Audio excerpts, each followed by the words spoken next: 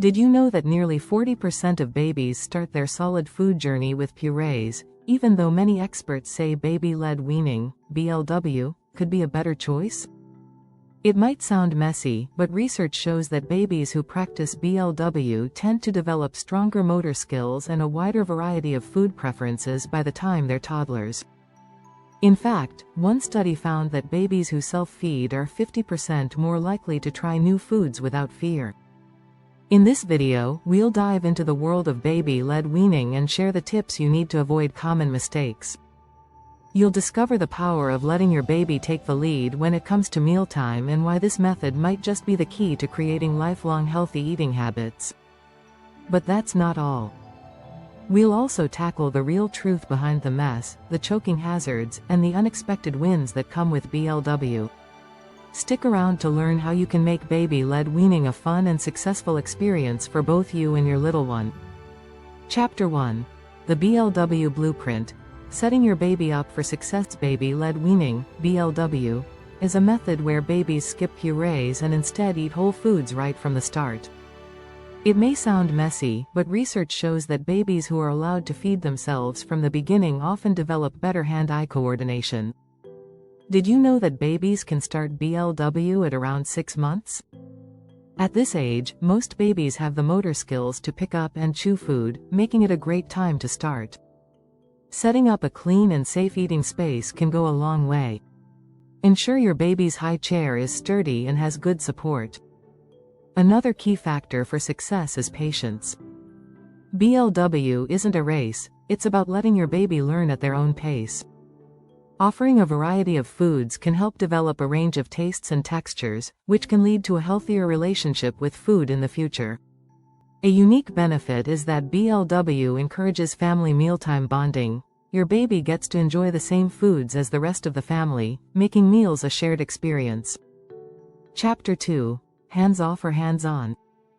Navigating the fine line when starting BLW, many parents wonder whether they should be more hands-on or hands-off. The answer is a bit of both.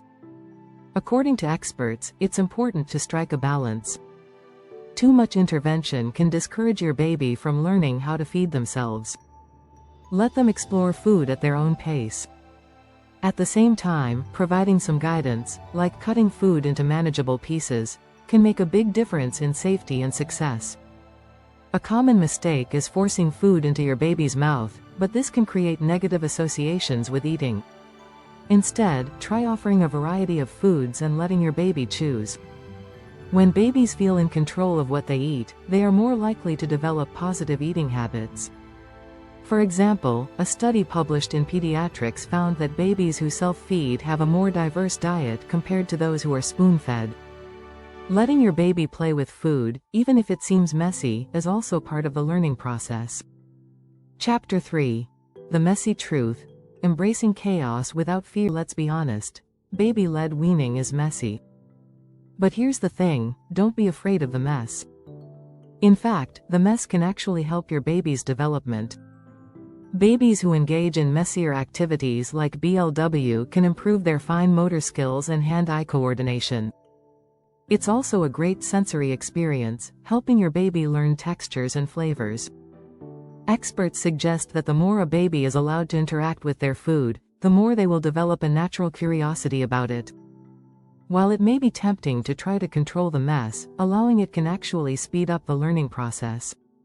One study found that BLW babies are more likely to accept a wider range of flavors and textures, as opposed to those who are spoon-fed. To manage the mess, use a bib with a catch pocket, lay down a silicone mat, and keep the floor clean by vacuuming frequently. Ultimately, embracing the mess makes the journey more fun for both you and your baby. If you're enjoying this video, make sure to hit that subscribe button and turn on notifications so you don't miss any of our parenting tips and tricks. Chapter 4. Textures, choking hazards and food safety. What you need to know. Food safety is one of the most important aspects of baby-led weaning. To keep choking risks low, avoid foods that are small, round, or hard, such as grapes, nuts, or raw carrots. A great strategy is to cut food into long, thin strips, making it easier for babies to grasp and chew. Soft foods like avocado, banana, or sweet potato are perfect for beginners because they're easy to mash with gums. The American Academy of Pediatrics, AAP, recommends that babies should be supervised during every meal. While choking is rare, aspiration, where food goes into the airway, is a real concern. That's why it's important to start with foods that are easy to break down. Another safety tip is to always cook vegetables until they are soft and easy to squish. For extra peace of mind, take an infant CPR class. You'll be prepared in case of emergencies and feel more confident in your baby's ability to eat safely. Chapter 5. Don't rush the spoon. The power of patience in BLW. Patience is key when it comes to baby-led weaning. It's easy to get frustrated when your baby doesn't seem to be eating much, but remember, BLW is a gradual process. It may take several months before your baby is consistently eating solid food. Experts advise parents not to rush the spoon or worry about how much your baby is eating in the beginning. Initially, the goal isn't to replace breast milk or formula, it's to introduce your baby to solid foods in a fun and exploratory way. In fact, it can take up to 10 tries before a baby accepts a new food.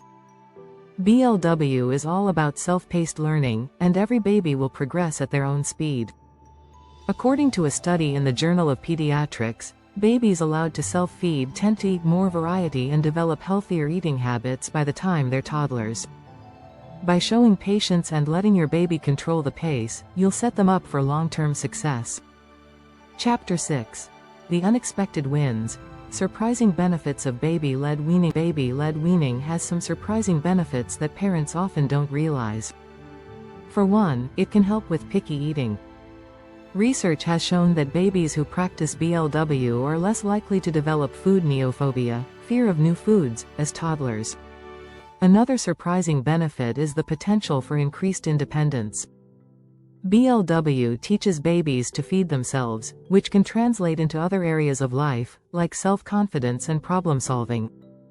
Parents often notice that BLW babies become more involved at family mealtimes, eating the same foods and having more control over what they eat. According to a study in early human development, BLW babies also tend to have better weight regulation as they grow. As they have more control over their food intake, they may learn to stop eating when they're full. Finally, it's not just about the food. BLW fosters bonding and interaction, as babies feel like active participants in family meals. This strengthens relationships and provides a positive environment for healthy eating habits to grow. Thanks for sticking with us through this video.